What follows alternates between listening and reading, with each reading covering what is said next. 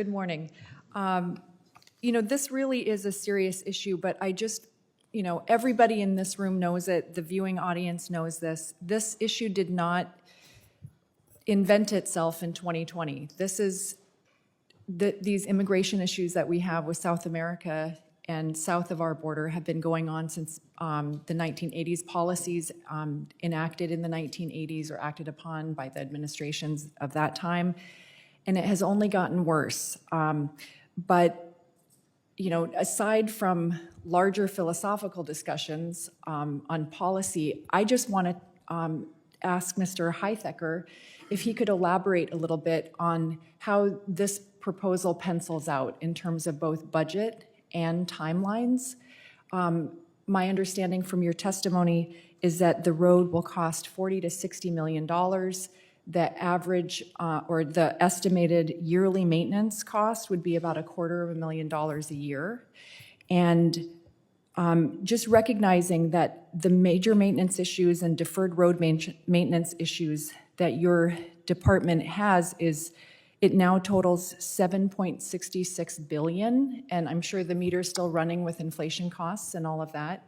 And I believe that $7.66 billion already kind of piled up need, pent up need, is about 58% of your agency's entire deferred maintenance inventory. Can you explain that or elaborate on that, please? Yeah, so are you specifically asking about the percentage of our deferred maintenance budget that is? Well, yeah, and just the incongruency here of, this is an important issue, but in other committees, there is talk about making cuts to your agency and having a stagnant budget because of continuing resolutions and inflation being the thief in the night, all of these things, and how it just doesn't pencil out. Yeah, thank you for the clarification there. As I mentioned in my opening statements, we take these border management issues very seriously. We obviously have problems that we need to deal with. Currently, for road maintenance, we have 380,000 miles of road that we have to maintain. We're funded at about 20% of the level that we need to maintain those roads. So adding additional roads just adds to that deficit across the board nationally.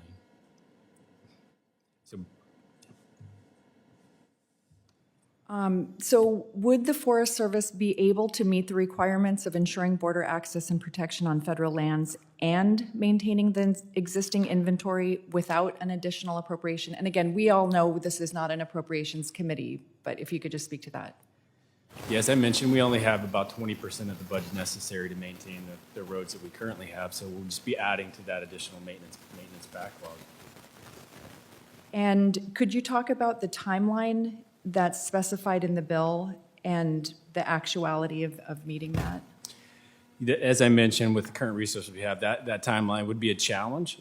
We have to go through NEPA. We have to go through consultation with federally recognized tribes.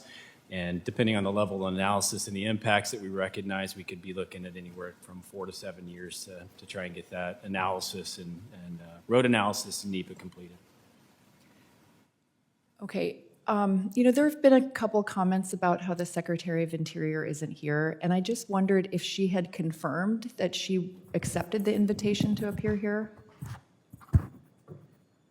or if there might have been a scheduling conflict. Yeah, all we know is that she's not here and no representative from Interior is here. I'm not sure how many employees there are in the Department of Interior, but I suspect they should be able to find someone that would attend a hearing, especially an important hearing like this. I am glad that the Forest Service is here, and you are under the purview of the Department of Interior, so, I guess that's a good de facto person. And I guess, I'm not always in favor of the actions taken or not taken by the Department of Interior or the Secretary, but she is still a member of the administration's cabinet, and I just think it's good of us to maybe give her some grace in her absence. Thank you.